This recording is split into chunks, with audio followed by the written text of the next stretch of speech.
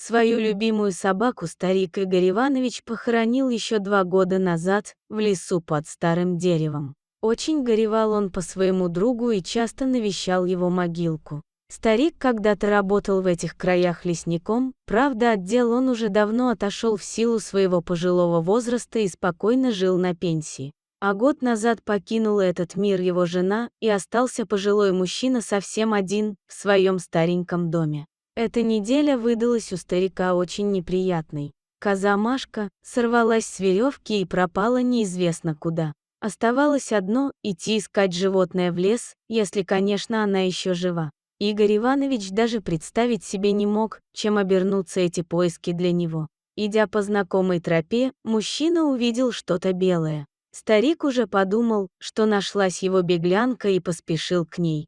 Но вместо привычного козьего крика, в ответ он услышал тихий жалобный вой. Медленно раздвигая кусты, мужчина увидел небольшую собаку около дерева. «Что же ты тут забыл, дружок?» – спросил вслух он, но ответа не последовало. Подойдя ближе, старик понял причину, по которой животное находится здесь. Пса привязали к дереву. Игорь Иванович снова начал закипать. Да что ж за несправедливость-то творится на белом свете? В мире бардак, даже в лесу и тут бардак. Как можно взять и привязать животину к дереву? Пожилой мужчина был зол на весь мир. Подойдя ближе к собаке, он начал развязывать животное, но вдруг взгляд его упал на белый конверт, на котором сидела собака. Медленными движениями старик взял конверт и начал его открывать. Внутри было письмо, которое было подписано детским почерком.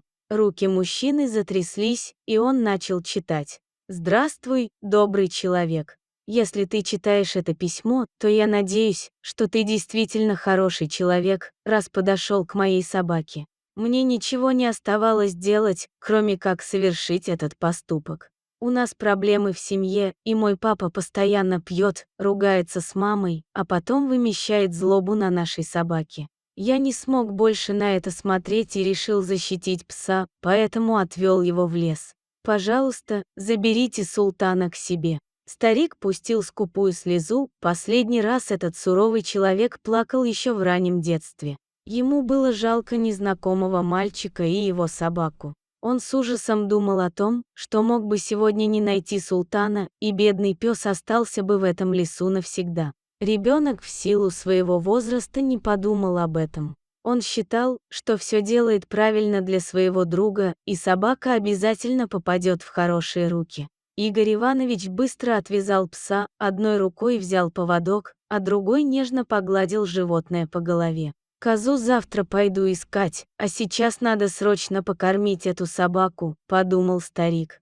Коза на следующий день вернулась домой сама. В доме у старика началась новая, тихая, размеренная жизнь. С тех пор прошло несколько лет. Здоровье старика в последнее время стало подводить. Все чаще у его дома дежурила скорая помощь, все реже он ходил гулять с султаном в лес. Даже в магазин за продуктами пожилому мужчине было трудно дойти. И вот как-то раз возле магазина появился султан, один, без своего хозяина. Продавщица сперва хотела прогнать собаку, но потом увидела, что пес держит в зубах клочок бумаги. Это была записка от старика и вложенные туда несколько купюр. С тех пор так и повелось. Когда старик хворал, то пес приходил в магазин за продуктами для своего хозяина и для себя. Все местные жители любили и восхищались этой благородной собакой. Настоящий хозяин в доме и помощник, говорили они, видя султана, идущего по дороге с пакетом продуктов. Соседи всегда знали, что старик болен, и спешили к нему на помощь, помогали ему по хозяйству, покупали для него лекарства, ведь в аптеку султана с запиской не пошлешь. В один из зимних морозных дней на пороге магазина снова появился султан. Только привычной записки у него не было. Собака металась по магазину и громко скулила. Алексей, муж продавщицы, подошел к нему, погладил по голове и попытался успокоить. Потом выглянул в окно и стал всматриваться вдаль. Смутная догадка омрачила его лицо. С Игорем Ивановичем что-то страшное случилось. Не зря пес прибежал и мечется по магазину. И свет не горит в доме у старика, и дым из трубы не идет. А на дворе мороз. В душе была паника. Супруги переглянулись и, не сговариваясь, бросились на улицу к соседу. Султан бежал впереди, как будто показывая дорогу. На кровати лежал пожилой мужчина и совсем не двигался. Маша бросилась к нему, схватила руку, стала щупать пульс.